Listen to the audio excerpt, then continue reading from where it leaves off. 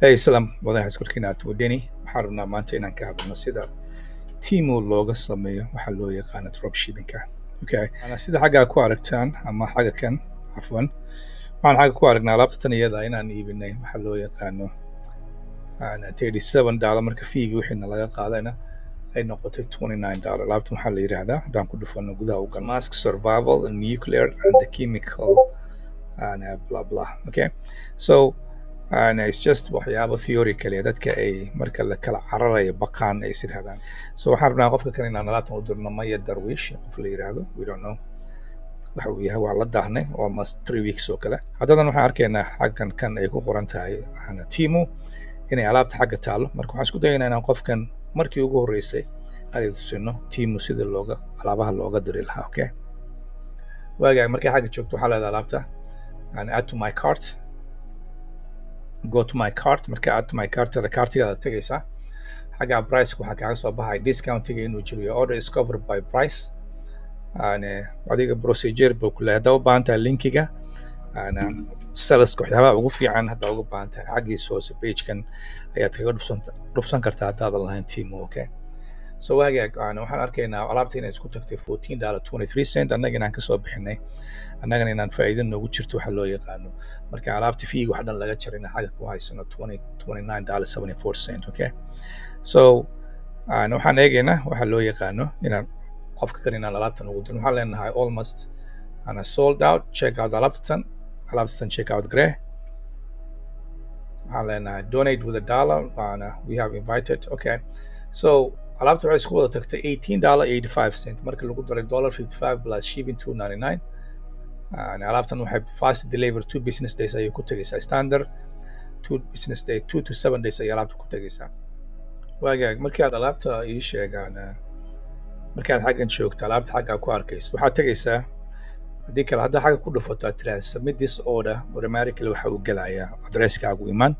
marka si aad taas waxa uga jibiso waxa habboon marka ugu horeysa inaad xaggaa tagtid waxaad tagaysaa meesha uu ku qoran yahay magacaaga oo ku dhufanaysaa ama calaamadda kor saaraysaa waxaa kuu soo baxaya macluumaadyo fara badan. waxaa ku qoraysaa meesha addresses ay ku qoran tahay sida AliExpress aan u samayn jirnay xagga waxaa ku qoran addresskeena meesha korkeeda waxaa ku dhufanaysaa ku qoran tahay add new address magaca qofka iyo macluumaadyada xagga gelinaysaa. Okay, numberkaaga iska noqda ama numberkiisa is okay and so always make sure inaad number wax ka qalado.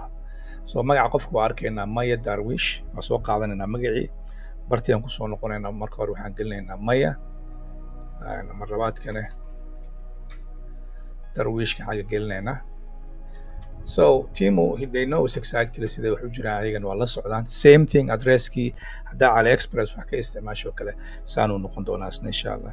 so let's see waxaan soo qaadanaa numberka qofka as well waa kala gedinaya numberka sida caadi markaan Amazon isticmaalano kala noo isticmaali doonaa numberka qofkaasna keena ku jira waa tireena waxaan gelinaynaa qofka numberkiisa.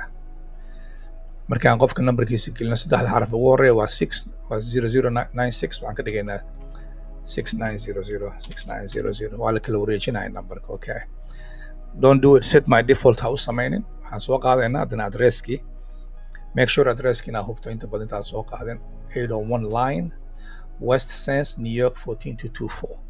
Okay, marka xaggaa soo qaad xaggaasaa ku dhufanaysa waxaa leedahay xaggaa geli and then waxaa leedahay raadi addresskan uu raadinaya hadduu soo qabto waa kaas 8 line Buffalo New York buu soo qabtay meesha annaga rabnana ma aha meesha aan rabno waa West Sense. so markaa kadib waxay noqonaysaa inaan u isticmaalno waxa loo yaqaano money wallet. Okay, waa ka tireynaa waxaan leenahay use money wallet addresska xagga gelinaynaa. Okay, past. Okay, waxaan soo raadin doonaa weli markaan xagga gelinay statekaan dooranaynaa New York. apartment hadduu leeyahay always iyadana apartment waa gelinaysaa West Sense New York 442. it's much small easier way statekaan raadinaysaa in computerkaaga aan ku qoraysaa automatically waa arki doontaa New York. Okay, New York soo saaray New York gobolkee annaga West Sense baan uga baahannahay. aan ka eegaynaa West Sense. Okay, W markaan soo gaarno okay ama xaggana ku qoraysaa hadaad u baahan tahay inaad xagga ka soo qaadatid xaggana dhag past ku leenahay waxaan soo qaadanay west sign waa kaas uu soo baxay so markaan hadda waxaan raadinaynaa zip code-kii waa ku noqonaynaa zip code-kii aan soo qaadanaynaa litili aan soo buuxa haddii uu qaadan waayna 4 dambaan ka jaraynaa okay waa kan zip code-kii xaggaan saaraynaa past boom 14224 uu soo qabtay. So now everything looks like correctly. waxaan leenahay save this address. hadhoona waa ka delete gareyn karaa doodaad doonto. waxaan leenahay save this address. New address has been saved. So maadaama uu kan correct click ku yahay defaultiga waa ka bedelaysaa kana click siinaysaa. Okay. Because defaultiga waxaan diidaynaa inuu hadhow recently used inuu kan noo qaataan rabnaa haddadan aan hadhow alaabta aan ku dirno. Maya Drawish 89 West Sign New York 4242 numberkiis waa kala wareejinay 006 waa make sure numberka inuu kala wareegsan yahay 0096. Okay. So now maadaama aan diyaarnahay waxaan ku noqonaynaa page-keeni mar labaad waxaan leenahay go to the cart. waxaan eegaynaa addresska waxa uu yiraahdo haddadan waxaan leenahay check out. addresska defaultiga uu ku bixi doono waa inuu noqdaa kii hadda aan soo dooranayna because kaasaan default ka dhignay. Make sure inaad procedure-ka la socoto kii aan default ka dhigtay waa inaad taqaanaa. Okay. haddii kale waxaa noqonaysaa nin meel ku dhaca. one more time aan ku noqonaynaa waxaan eegaynaa midka defaultiga noo ah markaa kadib waxaa noqonaysaa inaan markaan check out ka samayno $18 meelahaas u tagaa 86 baa ka bixisay waa aragnaa defaultiga waxaa noo ah kii ku qorneed maya markaa kadib haddaan baxaynaa markaa. Alright. So kaartiga ku dhufo waxaan leenahay 1438 check out baan leenahay marka kan check out waxaa noo soo baxay hadda waxa uu leeyahay alaabtaada waxay tagaysaa 1832 sababtoo ah waxaa lagu darayaa 299 waxay noqon doontaa 2-day shipping. addresska xaggu ka soo baxay Maya Darwish 8 Lion Road West Sense New York 14224 waa eegayna xaggana iyadana Lion Road. Okay. So maadaama addresska uu dheg yahay annaga dadaan eegno bartan faa'iidada noogu jirta waxaan ka bixinay lacagta noo soo haraysa 2974. Okay. xaggana waxaa iyadana ku hari doonta waxaa loo yaqaano 1844 waxay noqonaysaa $11 inaad xagga profit ka faa'iido which is very much good. Okay. So waxaan leenahay submit alaabtan qofkaan u dir waxay u tegi doontaa within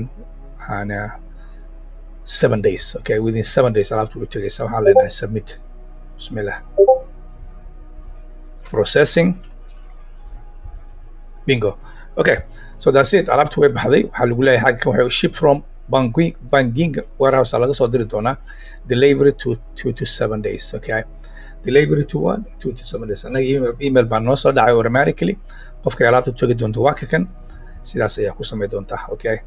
Buy this again marka alaabtan qofka u tagto 1832 waxyaabahana laga qaaday waxaan save gareynay $22. Make sure you play the game si dariiq walba aad u ciyaari kartid. So alaabtan hadda waxaan leenahay maadaama 7 days u tagayso waxaan saaraynaa ship iyo waxaan dhihi doonaa tracking number raacinaynaa markaa kadib waxaan leenahay alaabtan waa la ship gareey. Okay.